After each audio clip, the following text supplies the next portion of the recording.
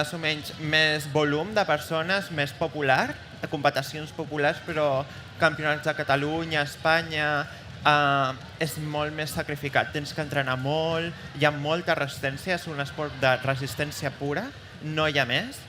I aquesta resistència només es guanya en volum, entrenant hores i hores, dia tras dia, i molta gent crec que no està tan que no té aquest sacrifici, no? Sí. Exacte, ho trobem molta gent amateur, però ja per fer el pas més professional, diguéssim, doncs aquí tenim menys gent que ho practiqui. Àlex, volem saber com vas començar tu al món del triatló i com descobreixes aquesta disciplina. Jo vaig començar als 7 anys. Vaig començar als 7 anys quan estava a primària i vaig provar un munt d'esports que anaven amb mi, però no vaig agafar-hi de trobar-ho. I vaig dir, bueno, m'agrada la natació, la bici m'encanta i el córrer bé. I he dit, bueno, vaig a provar. I bueno, vaig començar el Gavà Triatló, a Gavà una pista d'atletisme que hi ha allà, i a poc, any tras any, vaig dir, tinc talent. I vaig escalar una mica més, vaig arribar al Prat Triatló, començo un campionat d'Espanya i ara bueno, he acabat fent Copes d'Europa. Que no està gens malament, per tant has anat ascendint i veurem quins són els objectius de cara al futur, després en parlarem, però ara ja avançaves les disciplines que hi ha dins del triatló. Sí. Expliquem-les una mica en concret, perquè molta gent pensa triatló i no sap ni quines disciplines hi ha, si són només d'atletisme, quines són. Expliquem en què consisteix cada una de les 3 proves. Mira, fora del triatló seria com natació, bici, córrer de tota la vida. La natació seria més a mar, aigües obertes, uns 400 metres, 750, depèn de la disciplina, les més curtes, que jo practico més. I després de la transició, que seria de la natació a bici, que és córrer a la bici, al casc, les bambes especials per enganxar-te, i després bici 10-20 quilòmetres. I una altra transició més i el córrer. I posar-se les bambes i córrer 2,5 quilòmetres. Ara has parlat de la transició. És un dels moments clau del triatló. Perquè aquí, si no tens traça, no has entrenat, et pot fer perdre molt de temps. Suposo que això és essencial i és un d'aquells moments en què hi dediqueu temps per poder anar ràpid i poder-vos canviar tan ràpid com sigui, sense que hi hagi problemes, que no tinguis problemes més tard quan has agafat la bicicleta, que no t'acabi d'anar bé la bota o el casc o el que sigui. Per tant, això també s'ha d'entrenar. Són 3 disciplines més l'entrenament que comporta el moment de la transició. Sí, això mateix deies. Però fora del triatló serien 3 proves. Dins, fer-ho, serien 4. I el quart esport seria les transicions.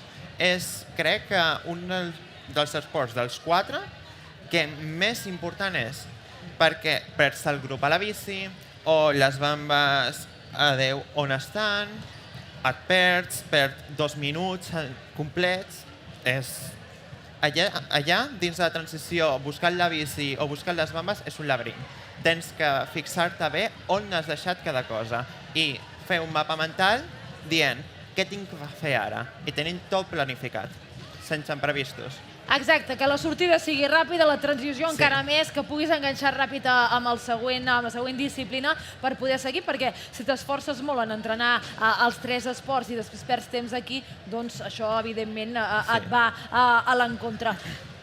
Són 3 disciplines que no són semblants, cap de les 3. A vegades diem decatló, tot és atletisme, d'acord, més semblant, però aquí és una miqueta com el pentatló, que tampoc té res a veure cap disciplina, i el triatló tampoc. Cada una té les seves característiques i has de tenir els teus punts forts per destacar. En aquest cas, suposo que alguna de les 3 se't dona millor que l'altra. Llavors, què es fa? S'entrenen més les altres dues per estar compensat, o en la que pots aconseguir reduir distàncies, ser més ràpid i aquí agafar avantatge respecte als teus rivals, aquesta és la que es potencia? Sí, fora pensar-ho fàcilment així, té molt sentit fer-ho això. Potencio el que et dona bé, avanço més i vinga, ja el segon, adéu molt, adéu. Però no, això no funciona així. Seria sumar metres a les 3 disciplines. Si et dona bé, millor. Però si et deixes al darrere, les altres dues es potencien no tan ràpidament, però l'altra es queda tan endarrere sense practicar-la que seria com si comencis de nou, dient, això es dona bé, com que estic últim? Aquesta seria una il·lusió que es podem fer entrenant, dins competint, i tens que sortir d'ella, si no quedes últim. Exacte, per tant, entrenar totes tres i a l'hora de distribuir els entrenaments, com s'organitza? Perquè, clar, evidentment, suposo que no cada dia entrenes les 3 disciplines, sinó que t'has de distribuir la setmana i les hores per disciplines, no? Sí, hi ha diferents entrenaments. Jo, per exemple, soc del rendiment i practico quasi les 3 disciplines diàries, però hi ha una altra persona que seria el promig, que entrena un dia natació i corre a la cinta, o un altre de bici, després corre una mica més fora. Així seria el promig, el popular. Però, per exemple, jo que sé el rendiment tinc que practicar quasi bé cada dia 3 entrenaments i sumar 4 o 5 hores diàries d'entrenament. I sumant, agafes volum sí o sí. I a part el gimnàs per potenciar músculs i tot. I a part, com per exemple a natació, utilitzes quasi bé tots els músculs. Tens que fer bé la tècnica, tot. Després la bici és potència de cames, no hi ha més. I córrer és la tècnica, més a més també potència de cames, hi ha un munt de coses. I la natació, com és la prova, és en aigües obertes. Sí. Aquí normalment entreneu en aigües obertes o podeu entrenar a la piscina, que també us serveix, tot i que després les condicions no acaben sent les mateixes, perquè no és el mateix nedar a mar obert que nedar en una piscina. Sí, nosaltres normalment sempre per agafar volum, metres i agafar bé tècnica sense altres variables que compliquin aquest aprenentatge, fem piscina dins de Corxeres, 25-50 metres de piscina. Però seria també alguns entrenaments ideals fora, aigües obertes, llacs o algun riu. I que aquestes serien les condicions que trobem exactament a competicions. Aigües obertes, amb onades, si pot ser. Exacte, perquè et trobes amb les onades, amb la temperatura de l'aigua, que no té res a veure amb una piscina. Per tant, són condicions molt diferents que si entrenes a la piscina. Però clar, suposo que és molt més fàcil poder-ho practicar a la piscina que no pas cada dia sortir a fer aigües obertes al mar. Què s'ha de tenir per ser un bon triatleta? Perquè clar, és que són tantes disciplines i tan diferents que aquí ho deies, potència, força, braços, és que s'ha de tenir tot. Força no cal tanta, perquè jo, per exemple, no sóc el que tinc més força o tinc més múscul, més musculatura. Jo el que tinc és resistència i és també la mentalitat de fer-ho, de dir, segueixo, estic patint, però segueixo. He entrenat per això, estic preparat. Si no m'ho crec, doncs adeu, no arribaràs a res. Crec que això seria el més important, la mentalitat i també una part de resistència. I en el teu cas, Àlex, ens deies que estàs entrenant al rendiment, per tant, per arribar a un nivell bastant elevat, intentar arribar a uns Jocs Olímpics, a intentar guanyar medalles en mundials i en europeus. Estem parlant d'una cosa ja a nivell professional, tot i que no us podeu guanyar la vida en el món del triatló o no us la podeu guanyar com per ja, després de ser triatleta, acabar-te retirant i poder sobreviure d'això. Per tant, entenc que et dediques moltes hores, però has de seguir estudiant, entenc, i això ho has d'acabar compaginant. És fàcil això perquè veiem que la majoria d'esportistes s'han d'acabar dedicant als estudis també. Sí, el que fem és compaginar el que puguem organitzar màxim el nostre horari, que és primer entrenar, després seria entrenar, després estudiar i ja el descans complet, menjar, tot, recuperacions, però bàsicament el triatleta quan acaba de fet ja té un estudi complet, una enginyeria, una física, matemàtiques, ja ho té fet ja d'abans. ja han fet professionals, els sponsors i tot, ja han pagat tot, els viatges i tot, i ja poden fer els seus entrenaments tranquils. Però quan acaben els 27, 30 pico anys, dient, ara què faig? Bueno, ja tinc uns estudis, han fet coses, si ja ets professional, has fet mínim alguns europeus, mundials, i diu, bueno, aquest currículum està bé, tens aquests estudis, tinc opcions per entrar a diferents treballs. Ja fent esportistes, veu que tens mentalitat de pencar i dius, bueno, tampoc és difícil, però el problema és que si et quedes al mig i no tens uns estudis ja complets, tens que començar els estudis i no fas res més. Clar. Seria com només ja està. I, evidentment, la carrera d'un triatleta és força llarga, perquè no et retires molt jove de triatleta. Tenim triatletes que han aguantat bastants anys, noms destacats que han aguantat molts anys. De noms destacats et vull parlar, perquè com és que tenim tants noms destacats a Catalunya? Els germans Godoy, l'Anna i el Cesc. A nivell d'Espanya, Gómez Noya, el Mario Mola, l'Ivan Ranya, han estat sempre lluitant amb els germans Brolin, per exemple, que són del més destacat que hi ha hagut en tota la història del triatló, podríem dir. I aquí a Espanya, lluitant tant, i a Catalunya lluitant tant i estan en llocs importants, i molta gent encara no acaba de tenir coneixement de l'esport, o tenim molts practicants que s'hi vulguin dedicar a nivell professional. Per què creus que no hi acaba d'haver aquest pas? Jo crec que normalment la gent veu els esports que hi ha més diners enmig. Entrades a futbol, als estadis, es poden estar quiets, veure tot. Però el problema del triatló ocupa mínim mitja ciutat, fer-lo al mar, mig de la ciutat de bici, 20 quilòmetres. Després córrer pel passeig marítim, si pot ser, però són 5 quilòmetres de llarg. No és viable estar una persona allà 2 hores posada en el banc dient, uah, que interessant, perquè veus la cursa 2 vegades, el teu favorit, el teu fill, 2 vegades, no pot ser. No és molt viable. A part, també, la gent veu el triatló als Jocs Olímpics cada 4 anys. Exacte. El Mundial, si el donen per la tele, i hi ha sort.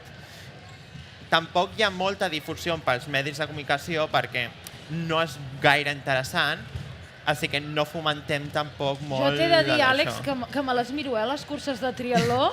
M'agrada tant tot plegat que me les miro i tot, o sigui, perquè, clar, evidentment la realització de les televisions és molt bona i et van enfocant en cada moment els caps de carrera, tot com va anant, i és interessant. I a més el moment de les transicions, televisivament, això també està interessant perquè vas veient com fan el canvi, com passen a la bicicleta, per tant.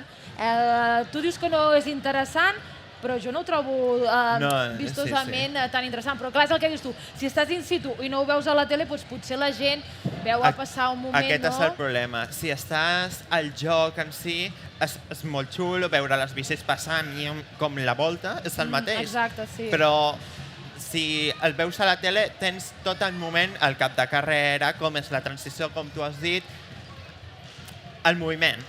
Tu veus el que interessa, però normalment els diners, tot, es veu a la presència, les entrades, tot. I tampoc és gaire interessant el triatló presencial. I jo crec que això és una part del problema.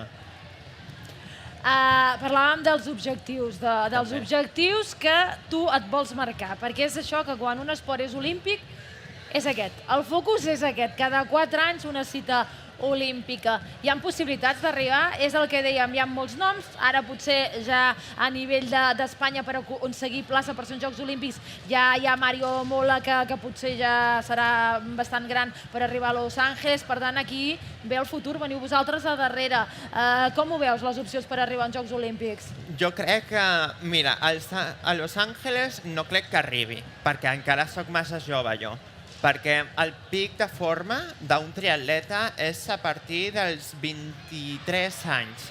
Si ets molt bo i tens molt talent, i acaba ja bastant més endavant. Però per Los Angeles jo tindré uns 20-21 anys 22, però per estar segur, si arribo a uns Jocs Olímpics seria Austràlia, que serien els següents. Ja de cara al 2032, Sí. Ja ens n'anem. Jo crec que és aquest meu objectiu, arribar a Austràlia. Si a Los Angeles no crec que arribi, però mai se sap. Mai se sap. Llavors, d'aquí a l'objectiu olímpic hi ha molts anys. Pel Sí. camí, què hi ha? Mundials, europeus, evidentment, i les competicions que s'hagin d'anar fent. Expliquem a la gent quines competicions hi ha de triatló, perquè és el que dius. És difícil organitzar una prova de triatló perquè comporta el tancament de bona part de la ciutat o del lloc on es faci, perquè necessita molt espai, molta distància. Sí. Quines competicions hi ha? Mira, hi ha dos parts. Hi està la part individual i després la part com a clubs, que fem competicions conjuntament amb el meu equip de clubs, que seria la Lliga. Primer començo per individual. Seria campionats de Catalunya, que és normalment a Pineda, aquests jocs, amb mar i una carretera bé. Després, a Espanya no es necessita classificació ni res, pots anar a Espanya directament, però ja series campió de Catalunya, tens ja un nom, bé. Campionats d'Espanya, a Corunya, Torremolinos, com allà, si vas top 3, top 5, primer, ja pots optar a anar a europeus, al campionat europeu. També ja està la part de Copes d'Europa, que guanyes punts per fer-te un nom amb la FETRI, la Federació Espanyola de Triatló, pot ajudar-te econòmicament als viatges o fitxar-te per algunes competicions que no podries anar si vas sol. Després, si fas bé a europeus i també a campionats d'Espanya, quedes campió d'això, aniràs al Mundial. Aquestes serien les meves opcions a dia d'avui. Aquest és el calendari. Després ja a sub-23, perquè jo soc júnior. A sub-23 i adults ja és una altra cosa, que seria ja una altra divisió, que seria olímpic, el doble de distància que faig jo. I ja és un altre món. Doncs Déu-n'hi-do les competicions que hi ha, per tant, durant l'any t'has d'anar preparant per les diferents proves.